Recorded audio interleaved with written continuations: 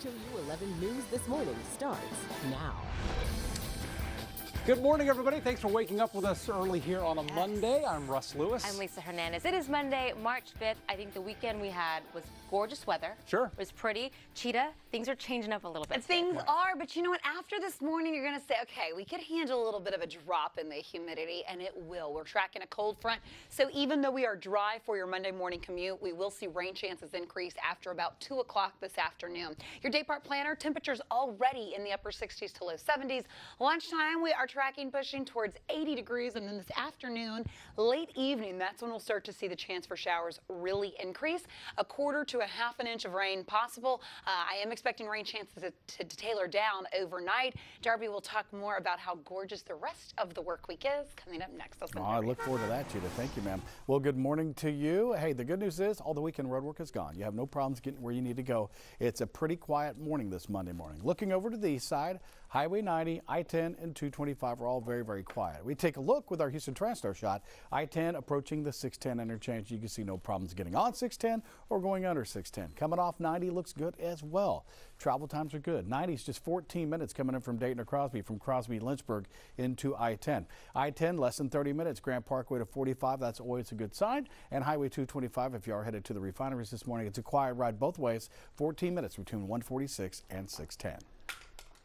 Thank you, Darby. It's 1 minute after, and we start with breaking news here on this Monday morning. A home catching fire late last night and killing 2 people inside.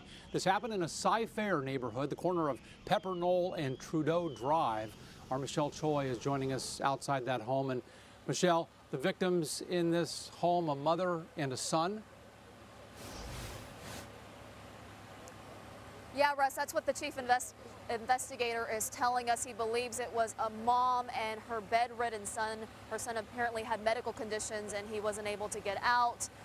The mom was also on the first floor. That's where they think the 2 victims were. Now, the one person that did get out possibly was the father, a man in his late 50s is what we're being told. You can still see firefighters on scene right now.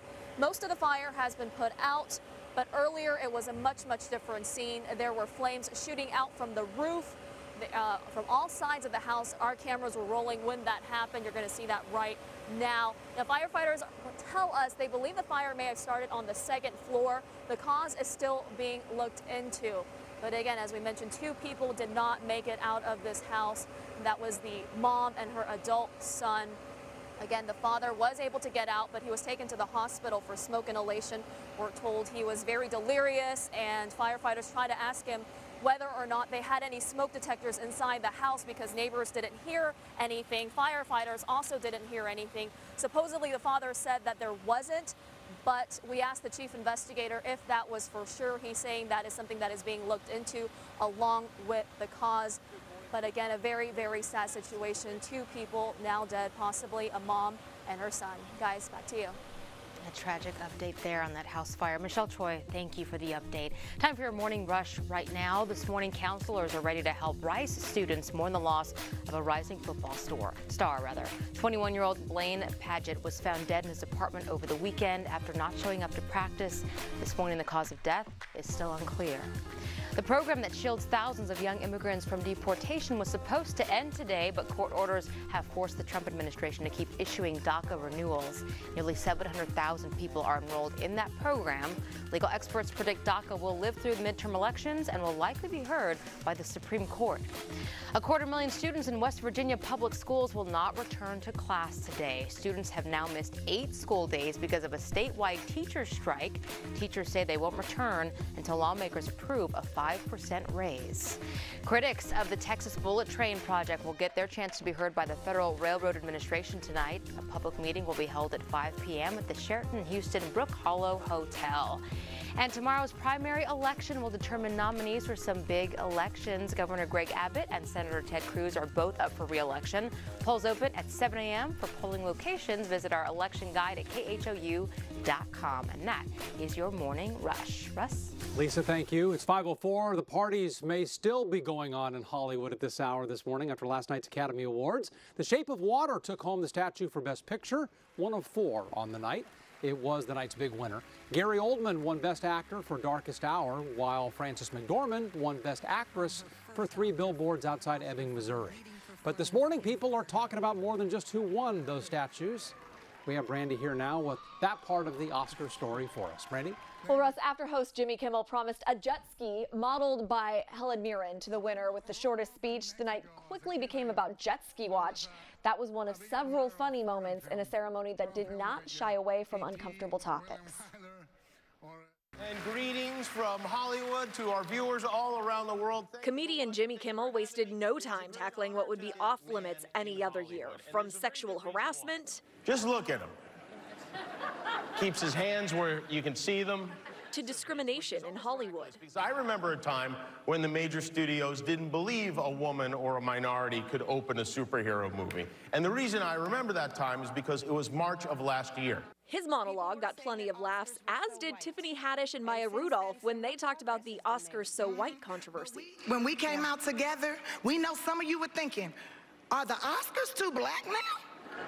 One of the night's most stirring moments came after Frances McDormand's win for Best Actress, when she asked every nominated woman to stand. Look around, ladies and gentlemen, because we all have stories to tell and projects we need financed. Don't talk to us about it. So McDormand, one of many winners who were celebrated last night, but there was some backlash when Kobe Bryant won for Best Animated Short. Chris says Hollywood women are important. Also Hollywood. Here's Kobe Bryant, who sexually assaulted a woman. Then there's this tweet. Oscar finding a way to make sure sexual predators from other entertainment sectors are welcomed into the fold. Hello, Kobe Bryant. Sophia, of course, reminding us that he was charged with sexual assault against a 19-year-old girl in Colorado back in 2003. That case, though, was dropped a year later. So that's probably the issue most people are talking about after the Oscars, that most people are upset about. Yeah. But a lot of people, you know, Jimmy Kimmel, tackled just about everything he could. Everything that we've covered in the past year in the entertainment industry. Right, and that was just the first hour or so of the show. Yes. Because that's all I caught, and it seems like they checked a lot of boxes last night with what they covered. I feel like he did have a checklist. Like, we got to talk about Harvey discrimination and sexual harassment. Write down that list. I was there for the pre-show. I wanted to see red carpet, and then I'm good. That's all I need every year is pre-show. Let's check in with Cheetah Craft. Cheetah, how much of the show did you catch? Oh my goodness, up until like 9:15, 9:30, and then I had to tap out. I knew we were tracking a cold front for your Monday. So this morning, even though we're starting off dry, we are mild, we are muggy, we have a steady south wind. Changes will occur late this afternoon, early evening. So a breezy south wind, keeping temperatures in the upper 60s to low 70s. We will be pushing 80 degrees later today. Let me detail out the rain chances, because even though we are dry for your morning commute, this afternoon it will be a different story. Notice by 1 o'clock, scattered showers, about a 30 to a 40% chance after your lunchtime hour as rain chances start to increase. These are all prefrontal showers. The cold front should start to get kind of its act together by 4, 5, especially 6 o'clock this evening. Take a look, 7 o'clock.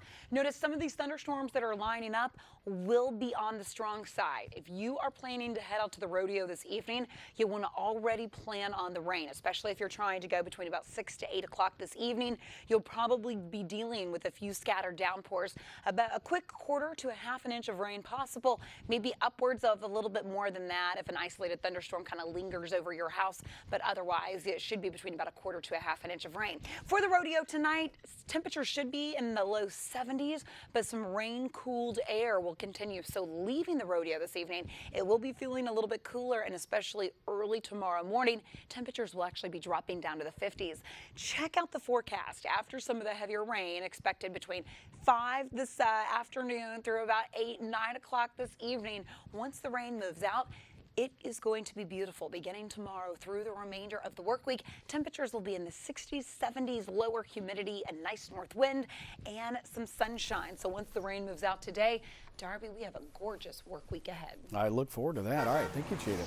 Well, out the door, still pretty quiet for the most part. This time around, we'll look down to the south side. So if you take the Fort Bend Toll Road, Highway 288, I-45, all nice and quiet. Now we take a look with our Houston Transtar shot, I-45, the Gulf Freeway here at Scott Street. And yep, you're still losing a right lane as you make your way in towards the downtown area. Will till the middle of this year as they build out that new ramp to go to 69 northbound. But you can see No delays to traffic. You should be fine making your way in from League City. Yep, just 24 minutes from League City Parkway all the way into downtown. If you travel Highway 288 coming in from Angleton or Pearland, it's quiet.